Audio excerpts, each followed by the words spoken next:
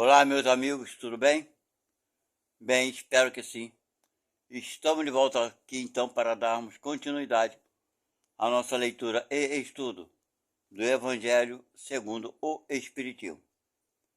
Para aqueles que estão chegando pela primeira vez, sejam muito bem-vindos. Obrigado pela presença de vocês, espero que gostem do nosso trabalho aqui. Quero informar a vocês que aqui é feito uma leitura e estudo. Por que eu considero um estudo? Porque eu não somente leio o que está escrito, mas eu dou minhas opiniões quando acho relevantes, ok? E esse trabalho é feito por aproximadamente 30 minutos, um pouco mais ou um pouco menos. Sendo assim, quando os capítulos são muito longos, são divididos por partes, ok? Nos encontramos então no capítulo de número 18, cujo título principal é Muitos os chamados e poucos os escolhidos. E que tem os subtítulos menores, né? Vai falar sobre parábola do festim de núpcias, a porta estreita, os que dizem Senhor, Senhor, não entrarão todos no reino dos céus, muito se pedirá aquele que muito recebeu. Instrução dos Espíritos, dá-se-á aquele que tem. Reconhece-se o cristão pelas suas obras. Ok? E o primeiro subtítulo é Parábola do festim de nupciais. Então vamos dar início. Número 1. Jesus, falando ainda por parábolas, disse-lhes: o reino dos céus é semelhante a um rei que, querendo realizar as núpcias de seu filho, enviou seus servidores para chamar às núpcias aqueles que foram convidados, mas eles se recusaram a vir. Ele enviou ainda outros servidores com a ordem de dizer, de sua parte, aos convidados: eu preparei meu jantar, fiz matar meus bois e tudo o que havia feito cevar. Tudo está preparado. Vinde às núpcias. Mas eles não se preocuparam e se foram. Um à sua casa de campo, o outro ao seu negócio. Os outros se apoderaram de seus servidores e os mataram, depois deles ter feito vários ultrajes. O rei, tendo sabido disso, encheu-se de cólera e, tendo enviado seus exércitos, exterminou esses homicidas e queimou a sua cidade. Ponto. Então ele disse aos seus servidores: o festim de núpcias está todo preparado, mas aqueles que haviam sido chamados dele não foram dignos. E depois, nas encruzilhadas, e chamais para as núpcias todos aqueles que encontrardes. Seus servidores, indo então pelas ruas, reuniram todos aqueles que encontraram, bons e maus, e a sala de núpcias ficou cheia de pessoas que se sentaram à mesa. O rei entrou em seguida para ver aqueles que estavam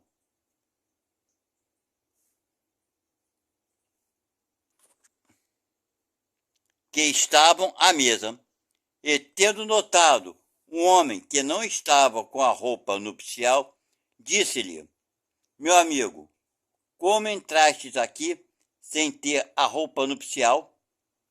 E esse homem permaneceu mudo. Então o rei disse aos seus servos: atai-lhe as mãos e os pés, e lançai-o nas trevas exteriores. Aí haverá o pranto e ranger de dentes, porque há muitos chamados e poucos escolhidos. Quem falou isso foi Mateus. Está no capítulo de número 22 e de 1 a 14.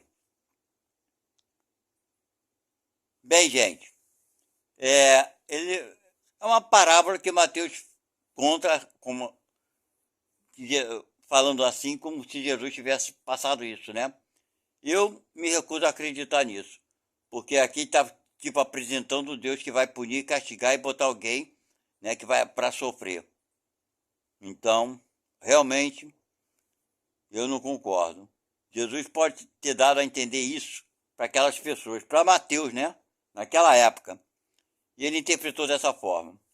Porém, eu não concordo com isso, ok? Daqui está dando um sentido figurado de que Deus chamou aqueles que eram mais conhecidos, né? Por exemplo, quer fazer uma comparação como se tivesse primeiro chamado os religiosos, né? A servirem a Deus, a ter uma visão maior e mais ampla do amor. Esses se recusaram. Depois mandou chamar aqueles que estavam ainda em dúvidas, né? Se devia seguir a Deus ou não. E esses, pelas suas dúvidas, maltrataram os seus servidores. Então, por último, o rei decidiu, é figurado como um deus, né? Chamar qualquer um que estivesse na rua, que não tivesse conhecimento de nada. Ok? E ainda assim teve um penetra. É contraditório. Você chamou aqueles que não conhecia, que estavam na rua, o que era o penetra? Era um daqueles que estava na rua. São umas coisas assim que não tem lógica nessas. É por isso que eu acho que tem muita coisa na Bíblia e no Evangelho que dizem, né, que Jesus falou, que eu me recuso a acreditar. E ele continua então, dando a explicação. Número 2. Ele vai explicar, né, essa passagem aqui. O incrédulo sorri a esta parábola. Talvez seja eu, né? Pode ser que seja, né? Que lhe parece de uma puerilidade ingênua, porque não compreende que se possa criar tanta dificuldade para assistir uma festa. Não, não é isso aí, né? Nem nesse pensamento que eu tenho, não. É porque é incompatível com a bondade de Deus, conforme Jesus nos apresentou. Mas é por isso. E ele continua falando. E ainda menos que os convidados estendessem a resistência até ao massacre dos enviados do Senhor da casa. As parábolas, diz ele, sem dúvida, são figuras, mas ainda é preciso que elas não saiam do limite do verossímil, ou seja, não saiam do limite da verdade. Mas realmente é muita. Na minha cabeça, essa parábola é muita fantasia. E ele continua. Pode-se dizer o mesmo de todas as alegorias, das fábulas mais engenhosas, se não são despojadas de seu envoltório para procurar-lhe o sentido oculto. Jesus auriu as suas nos usos mais vulgares da vida e as adaptou aos costumes e ao caráter do povo ao qual falava. A maioria tem por fim fazer penetrar nas massas a ideia da vida espiritual. O seu sentido não parece frequentemente ininteligível, senão porque não se parte desse ponto de vista. Quer dizer, sempre a gente vai ver aqui no Espiritismo, nessas obras, muita coisa falando nesse sentido, né? Ah, porque naquela época tinha que falar por parábola, porque a gente entende que é assim, é assado, é assim. Não era isso que eles entenderam. Não era dessa forma que eles entenderam que era de outra forma. Aí os espíritos vêm sempre com essa. Eu acho que é uma desculpa, né? Para explicar o inexplicável. Eu acho que é isso. Bem, cada um tire suas conclusões, ok? Faço comentário de vocês aqui, acho que é muito bom, muito interessante. Eu acho que Jesus jamais poderia se contradizer, apresentando um Deus bom e ruim ao mesmo tempo. Aliás, é o que as religiões sempre fizeram e fazem até hoje, né? E a gente vai ver isso muito no Evangelho segundo o Espiritismo aqui, já vimos anteriormente, eu já dei minhas opiniões e vou continuar dando minhas opiniões. E ele continua. Nesta parábola, Jesus compara o reino dos céus, onde tudo é alegria e felicidade, a uma festa para os primeiros convidados. Fez alusão aos, aos hebreus, que Deus chamou primeiro ao conhecimento da sua lei, quer dizer, aos religiosos da época. Os convidados do Senhor são os profetas que vieram exortá-los a seguir o caminho, né? Os enviados, que são os servidores, tá? Eram os profetas, a exortá-lo a seguir o caminho da verdadeira felicidade. Mas suas palavras foram pouco escutadas, suas advertências foram menosprezadas, vários foram mesmo massacrados. Aconteceu, né? Muito nesse sentido eu concordo. Muitos foram massacrados e até assassinados, claro. Falar em nome de Cristo, morreram por isso, né? Quando foram pregar. Como os servidores da parábola. Aí, nesse ponto, eu concordo. Os convidados que se recusam para cuidar de seus campos e de seus negócios são o símbolo das pessoas do mundo que, absorvidas pelas coisas terrestres, são indiferentes quanto às coisas celestes. É a comparação que ele está querendo dar, né? Pois é. E ele continua. Era uma crença entre os judeus de então que sua nação deveria adquirir a supremacia sobre todas as outras. Tá vendo? Era o que os judeus acreditavam, né? Quando Jesus veio, e eles acreditavam que era o Salvador, que ia fazer com que os judeus seriam melhores que os outros. Tudo enganado, tudo errado. E ele continuou. Deus não havia, com efeito, prometido a Abraão que a sua posteridade cobriria toda a terra? Não estava nos testamentos que se diziam sagrados também, porque a gente tem esse negócio de sagrado que eu vou te contar. Vou falar uma coisa para vocês. Eu sei que eu sou muito imperfeito, mas para mim sagrado é o teu comportamento para com o próximo, para com os outros, não com palavras. Deus não quer ninguém bajulando ele, falando te adoro, pai, e sacaneando seu próximo aqui na terra, não. Isso para Deus não tem valor nenhum. Tem muito mais valor aquele que se diz ateu e que, no entanto, ajuda o seu semelhante. Ok? E vamos lá. E ele continua. Mas sempre tomando a forma pelo fundo, né? Sempre fizemos isso. Eles acreditavam numa dominação efetiva e material. Agora, eles acreditavam numa dominação efetiva e material. Até hoje não é assim no Oriente Médio. Um não acha que tem um Deus mais poderoso do que o outro? Os homens no planeta Terra não são assim? Os países que se acham superiores do que os outros, porque tem mais isso ou mais aquilo, é sempre mais armamento, demonstração de poder. Na época de Jesus era assim. Qual a diferença tem hoje? Né? Qual a diferença? Hoje tem mais facilidade de exterminar o inimigo. Essa que é a diferença.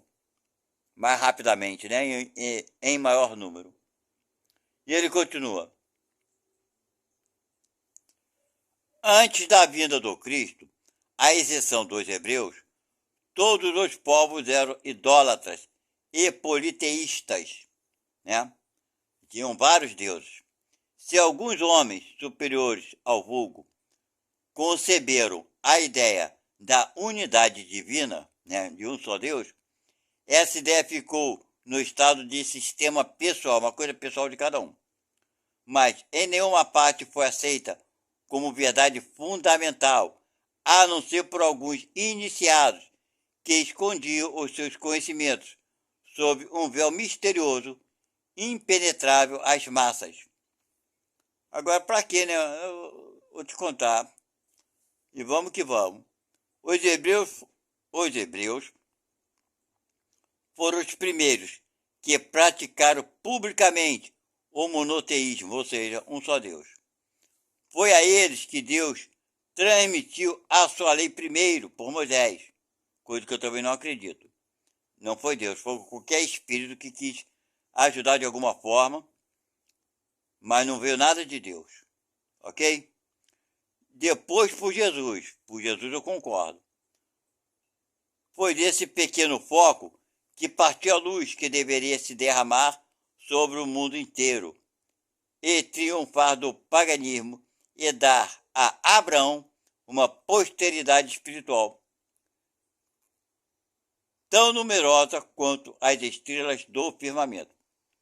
Mas os judeus, repelindo a idolatria, haviam negligenciado a lei moral para se apegarem às práticas mais fáceis das formas exteriores. Mostrar para todo mundo que eles eram seguidores de Deus, que eles eram maravilhosos. O mal chegar ao auge, a nação dominada estava fragmentada pelas facções, dividida pelas seitas. A incredulidade mesmo havia penetrado até no santuário. Foi então que apareceu Jesus, enviado para lembrá-los quanto à observância da lei e abrir-lhe os horizontes novos da vida futura. Convidados dos primeiros para o grande banquete da fé universal, repeliram a palavra do celeste Messias e o fizeram perecer. Foi assim que perderam o fruto que teriam recolhido de sua iniciativa. Seria injusto, todavia, acusar o povo inteiro desse estado de coisas. Essa responsabilidade cabe principalmente aos fariseus e aos saduceus, que perderam a nação pelo orgulho e pelo fanatismo de uns e pela incredulidade de outros. São eles, sobretudo, que Jesus compara aos convidados que recusam comparecer ao repasto de núpcias.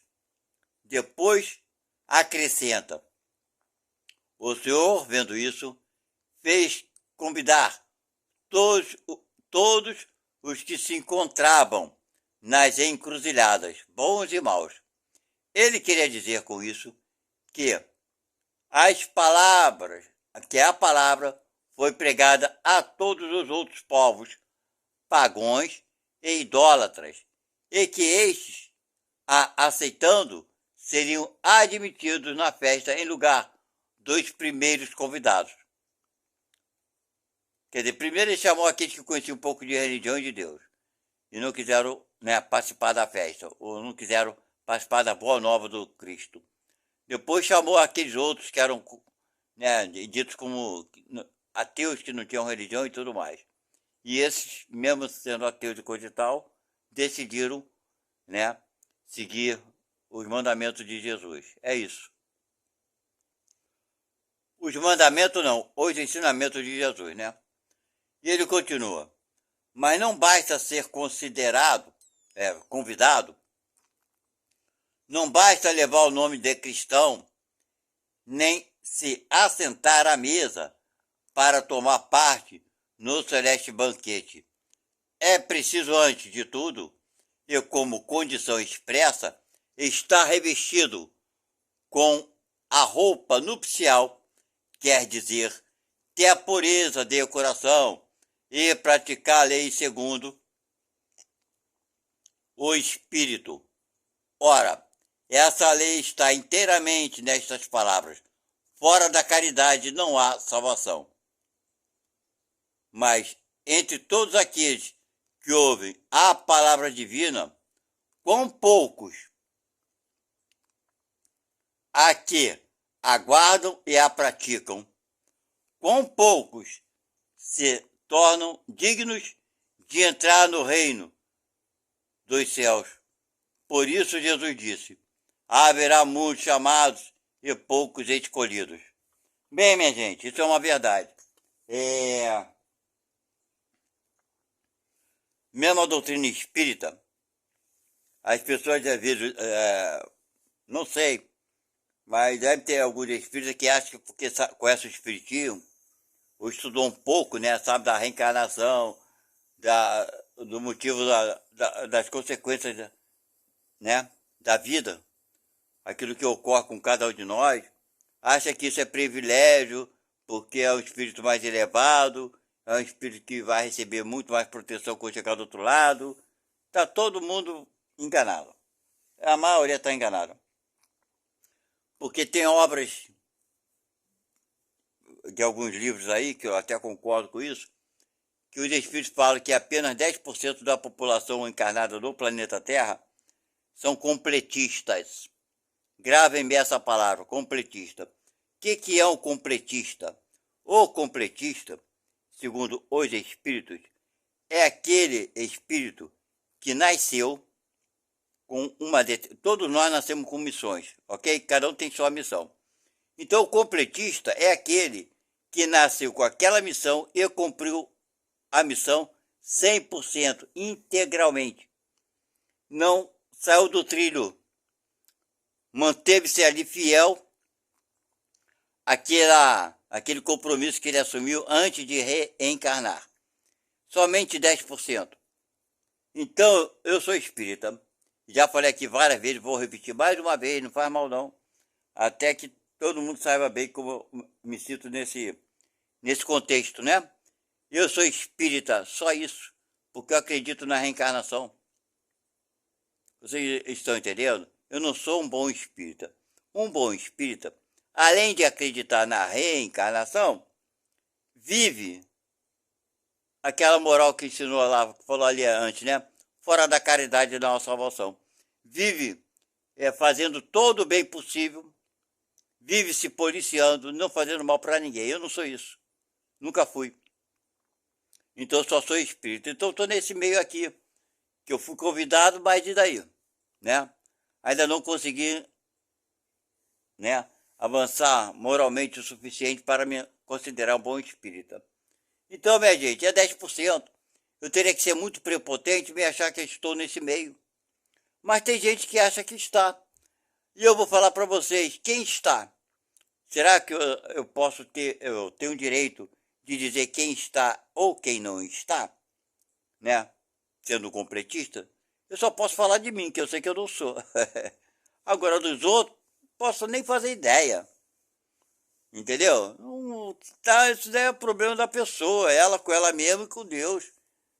Com as suas necessidades pessoais, não sou eu que vou dizer. Entendeu? Então é isso, minha gente. Todos nós somos convidados. Espiritismo não é uma religião melhor do que as outras, não. As pessoas entendem tudo errado. O Espiritismo é apenas uma religião, que nem era para ser uma religião, a filosofia de vida, que nos dá esclarecimento do que as outras religiões não dão, só isso. Nos explica através da razão, não por fanatismo, mas por lógica e razão, o motivo das coisas acontecerem. Entendeu? Mas não era para ser religião, mas tornou uma religião, mas não era para ser.